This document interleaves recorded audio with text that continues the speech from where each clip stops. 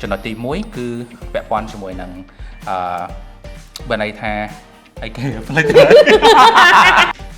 អូខេ topic យើងថ្ងៃនេះដែរគឺនិយាយតាក់ទងជាមួយនឹងប្រព័ន្ធអប់រំមកពីក្រៅស្រុកអូខេបងប្រសិនបើមានប្រព័ន្ធអប់រំមកពីក្រៅស្រុកហើយមកបាក់នៅខ្មែរដូចជាចក្រភពអង់គ្លេសឬក៏ប្រទេសអូស្ត្រាលីហើយក៏មានប្រទេសផ្សេងអីទៀតបាក់នៅខ្មែរចឹងតើវាមានផលប្រយោជន៍អីខ្លះដល់ប្រទេសកម្ពុជាយើងហើយបងយល់យ៉ាងណាដែរអូខេចឹងពាក់ព័ន្ធជាមួយនឹងបើន័យថាប្រព័ន្ធអប់រំនៅក្រៅស្រុកដែរអាចនិយាយបានថា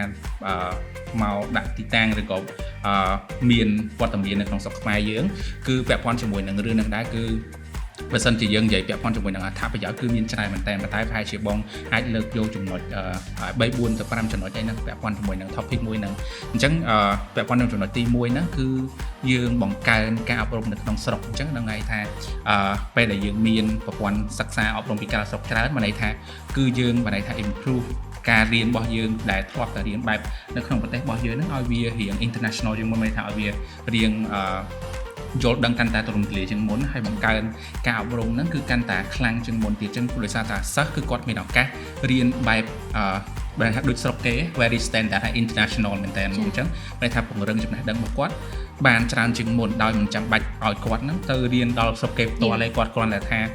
រៀននៅក្នុងស្រុកយើងហើយចំណាយពេលវេលាក៏អត់ចំណាយពេលបើន័យថាត្រូវទៅមកអីផ្សេងទៀតហើយគឺនៅតែផ្ទះស្រួលហើយមានឱកាសបានរៀនដោយកូនសិស្សនៅស្រុកគេទៀតអញ្ចឹងចំណេញទាំងពេលវេលាទាំងថវិកាហើយអីផ្សេងទៀតបទពិសោធន៍ផ្សេងដូចនៅស្រុកគេបានដូចគ្នាដែរហើយចំណុចទី2ហើយបងចង់និយាយនេះគឺពាក់ព័ន្ធជាមួយនឹងបង្កើនភាសាអង់គ្លេសរបស់គាត់អញ្ចឹងបានន័យថាកាលណាយើងរៀនបែប international បែបបរទេសហើយគឺការប្រើប្រាស់ភាសាអង់គ្លេសរបស់យើងហ្នឹងក៏កាន់តែ improve ពីមួយកម្រិតទៅមួយកម្រិតទៀតដែរដោយសារតែយើងមានឱកាសអាចរៀនសូត្រច្រើនពាក់ព័ន្ធជាមួយនឹង international program ឬក៏យើងមានជាមិត្តភ័ក្តិ international teacher ផ្សេងអញ្ចឹងយើង improve លើភាសាអង់គ្លេសរបស់យើងហ្នឹងកាន់តែខ្លាំងជាងមុនទៀតហ្នឹងហើយយើងត្រូវនិយាយរាល់ថ្ងៃ correct ហ្នឹងហើយដូចមុខវិជ្ជាការរៀនអីផ្សេងតំណាក់តំណងយកភាសាតាក់ទងជាមួយគ្រូមួយសិស្សអីផ្សេងហ្នឹងហើយអញ្ចឹងវាជួយ improve កូនសិស្សរបស់យើងកាន់តែខ្លាំងជាងមុនទៅលើភាសាអង់គ្លេសរបស់យើងហើយចំណុចទី3គឺពាក់ព័ន្ធជាមួយនឹងការសហការជាអន្តរជាតិហ្នឹងហើយអញ្ចឹងបានន័យថាយើងដឹងស្រាប់ហើយថាធម្មតាគឺយើងមានសាលាបានន័យថាពីខាងស្រុកក្រៅមកហើយគឺពាក់ព័ន្ធជាមួយនឹងកូនសិស្សផ្សេងក៏អាចមានគេ fly in មករៀននៅស្រុកខ្មែររបស់យើងត្រូវហ៎នឹងអាចមានគ្រូមានអីអញ្ចឹងបានន័យថាបង្កើនតំណែងតំណរបស់គាត់ហ្នឹងហើយជាអន្តរជាតិហើយគាត់មានឱកាសស្គាល់មិត្តភ័ក្តិក៏មានតំណែងតំណផ្សេងដូចគ្នាដែរហ្នឹងហើយបានន័យថាវា more like ខ្លាំងជាងមុនហើយ international ជាងមុនយើងមានឱកាសច្រើនជាងមុនហ្នឹងហើយពាក់ព័ន្ធចំណុចទី4ហ្នឹងគឺពាក់ព័ន្ធជាមួយនឹងបង្កើនឱកាសការងារថ្មីអញ្ចឹងកាលណាយើងមក run school នៅក្នុងស្រុកខ្មែររបស់យើងបានន័យថា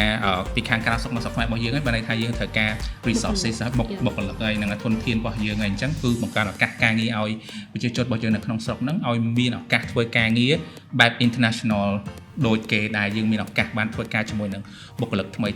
ឬក៏មានឱកាសថ្មីដែលជួយ improve experience working experience របស់យើងហ្នឹងឲ្យកាន់តែល្អជាងមុនឬ international ជាងមុនហ្នឹងហើយអញ្ចឹងគឺពិតជាជួយប្រជាជនយើងបានច្រើនមែនតើហើយ last but not least ហ្នឹងចំណុចចុងក្រោយដែលបងចង់និយាយហ្នឹងគឺពាក់ព័ន្ធជាមួយនឹងបានន័យថាបង្កើនទស្សនៈការគិតរបស់យល់ដឹងរបស់បានន័យថាសិក្សានុសិស្សរបស់ខ្មែរយើងហ្នឹងឲ្យកាន់តែសកលជាងមុនហើយ independent ជាងមុនបានន័យថាឯករាជ្យភាពជាងមុនអញ្ចឹងនៅពេលដែលគាត់ឆ្លងកាត់ការរៀនបែប international ទៅការគិតរបស់គាត់គឺកាន់តែទូលំទូលាយជាងមុនបានណា broad ហ្នឹងហើយជាងមុនហើយគាត់មានភាពក្លាហានជាងមុនគាត់មានភាពឯករាជ្យជាងមុនអញ្ចឹងគាត់អត់ខ្លាចក្នុងការ fly high ឯងបើន័យថាគាត់ឆ្ពោះទៅកាន់ទៅខាងមុខទៀតឬក៏ទៅស្រុកគេទៅប្រទេសណាមួយផ្សេងទៀតក៏គាត់អត់ខ្លាចដែរដោយសារតែគាត់រៀនបែប independent ណាហ្នឹងហើយដោយសារតែកម្មវិធីសិក្សាហើយនឹងការអប់រំហ្នឹងវាកាន់តែទូលំទូលាយជាងមុនហើយធំជាងមុនហ្នឹងហើយនិយាយទៅគឺបំផុសគំនិតគាត់ឲ្យស្វែងយល់ដឹងច្រើននិយាយទៅឲ្យគាត់អាច communicate ជាមួយនឹងអន្តរជាតិអីទៀតអញ្ចឹងណា correct ហ្នឹងហើយត្រូវ yeah yes អរហើយ thank you អរហើយបាយបាយដល់អ្នកគ្នាចាំជួបពួកយើងនៅវីដេអូក្រោយទៀត yes បាយបាយទៅក្រៅទៅ springboard go broad go springboard